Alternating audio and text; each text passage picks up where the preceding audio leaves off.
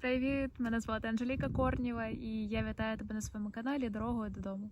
У цьому відео я хочу поговорити про таку компоненту нашої психіки, яку я називаю внутрішня фанатка або внутрішній фанат.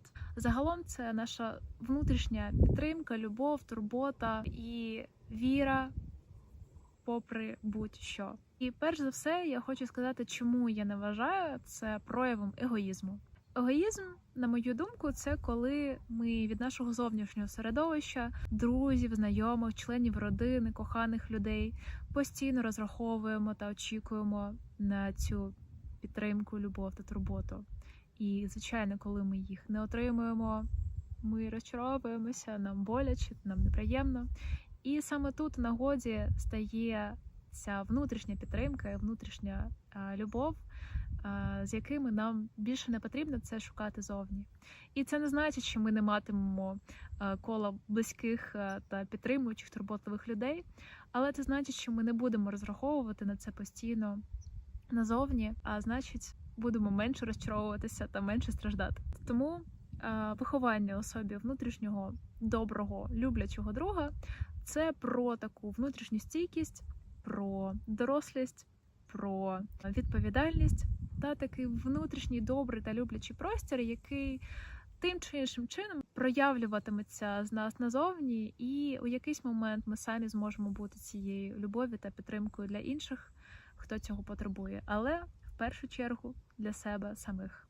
У роботі з нашою психікою мені дуже подобається порівнювати це із роботою у саду. Якщо у нас в саду є якесь трухляве, старе, хворе дерево, то викорчовувати його, боротися з ним якось не завжди є найефективнішим методом. Інколи достатньо дозволити йому бути, залишити його як є, абсолютно нічого з ним не робити, і замість того сфокусувати всю свою енергію, увесь свій фокус уваги на тому, аби вирощувати та культивувати ті інші рослини, які ви хочете бачити у своєму саду. І згодом це зернятко з вашою любов'ю, турботою, поливом, воно зможе вирости у велике дерево, яке саме по собі зможе трансформувати ваш сад і в тому числі вилікувати та трансформувати те старе гниле дерево, від якого ви хотіли позбутися. Так от, такий самий підхід я пропоную вам втілити, уособити, принаймні у рамках цього відео. Попри те, що у кожного з нас є такі тенденції в розумі, які ведуть до критики, знецінення, якогось, можливо, цинізму, я пропоную нічого з ними не робити, залишити їх як є, і замість того сфокусувати всю свою енергію на культивації внутрішнього доброго друга. І перша практика, яку я запропоную у цьому напрямку, називається «Щоденник вдячності самому собі». І я знаю, який рівень напруги та дискомфорту може викликати ця практика, тому що це, можливо, щось, до чого ви не звикли, можливо, щось, що викликає навіть якийсь внутрішній осуд та сором робити. Але я пропоную все ж таки дати цьому спробу та завести щоденник чи блокнот, в якому наприкінці кожного дня ви записуватимете те, чому ви вдячні сьогодні собі. Це може бути щось таке банальне просте, як сьогодні я вдячна собі, що прокинулася на 5 хвилин раніше, ніж вчора. Тому що, наприклад, я намагаюся культивувати звичку ранніх підйомів. Або сьогодні я вдячна собі за те, що пила достатньо води, їла корисну їжу і турбувалася про своє здоров'я. Або я вдячна собі, що сьогодні я побачила якусь старушку з важкими торбами і допомогла їй з цими торбами. Або це може бути щось глобальне. Сьогодні я вдячна собі за те, що зробила перший крок в реалізації своєї мрії, яку відкладала роками. Це такий простий, але дієвий метод перенести свій фокус уваги від якихось своїх недоліків на ці переваги, якими ви вже володієте. Тобто це метод забрати їжу у вашого внутрішнього критика і замість того дати їжу своєму внутрішньому доброму другу. Другий важливий компонент – це люди, це наше оточення. Ми діти двох світів, як внутрішнього, так і зовнішнього, і це не можна заперечувати. Наше оточення дуже сильно на нас впливає, і якщо ми росли та формувалися у оточенні, яке було схильне до критики, знецінення, якогось, можливо, приниження, то й не дивно, що всередині нас сформувалися саме такі тенденції. Але у свідомому віці ми маємо владу це змінити та обрати собі таке оточення, яке буде нас зцілювати та яке буде нас живити. І тут дійсно важливо шукати свою зграю. Це те, що допомогло дуже сильно мені. Тобто, коли я опинилася у колі людей, які раптово з'явилися такими ж дивними, як мені на той час здавалося, що і я, і у їх колі це не було чимось дивним, а було чимось абсолютно нормальним, природнім, то це дуже сильно змінило мої погляди на себе.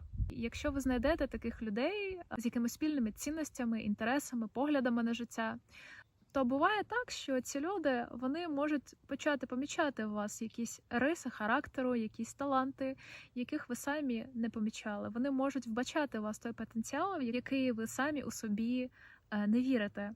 І поступово ви інтегруєте у цей такий інший погляд на себе і дійсно починаєте дивитися на себе іншими очима зсередини. І якщо у вас немає такого кола, то, будь ласка, шукайте його. От де хочете. Якщо ви любите подорожувати, шукайте якісь спільноти мандрівників. Якщо ви практикуєте там йогу та медитацію, шукайте спільноти, які розділяють ці ваші інтереси та цінності.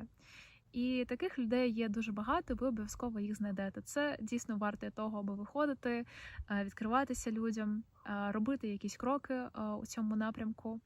Але навіть якщо у вас немає такого кола людей наразі, і ви за якимись причинами не хочете робити кроків у напрямку пошуку такого кола, то тут варто зрозуміти, що головна ідея – це інтегрувати у себе цей погляд людей, які вірять у вас, які бачать у вас великий потенціал.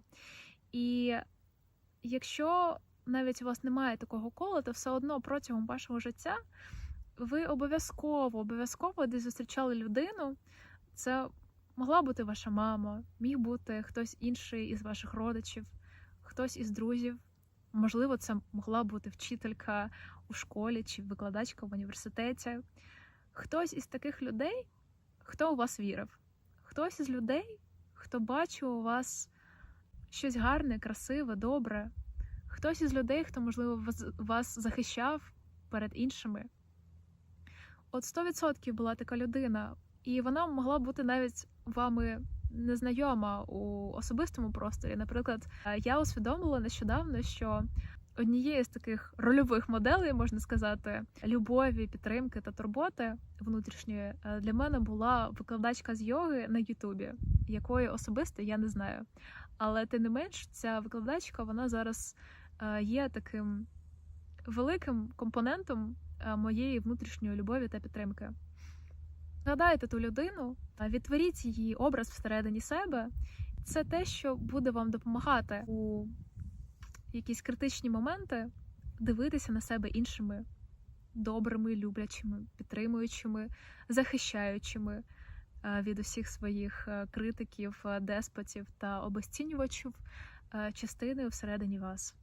Третій аспект, третя практика, вона така більш абстрактна, але тим не менш вона дуже сильно допомогла мені і, можливо, допоможе комусь із вас. Це культивація такого абсолютного спокою, абсолютної безпеки себе під наглядом добрих очей світу, життя, всесвіту, Бога.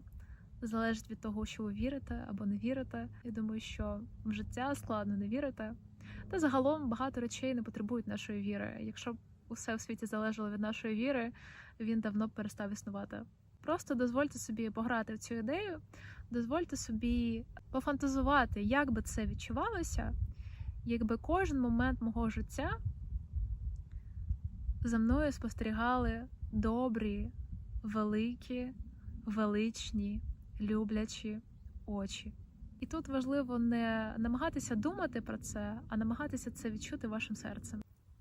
Ця внутрішня частина наш внутрішній друг це не щось, чого нам потрібно досягти. Тобто не потрібно тут якось дуже сильно старатися. Навпаки, я пропоную відпустити зусилля і дозволити собі повернутися до цієї частини всередині нас, тому що ми всі її знаємо приблизно з народження і протягом нашого дитинства. І це лише пізніше, протягом життя, ми стикаємося з якимись ситуаціями, подіями, у зв'язку з якими відчуваємо біль і починаємо нашаровувати різні форми захисту. Але у дорослому віці ми маємо владу потрошки, неспішно знімати ці нашарування захисту і повертатися до внутрішньої невинності. І попри те, що невинність, принаймні в нашій культурі, дуже часто вважається синонімом наївності, це не так. Корінь слова невинність означає бути вільним від ран та болю. І я лише пропоную робити кроки, аби наблизитися до цієї дуже природньої частини нас.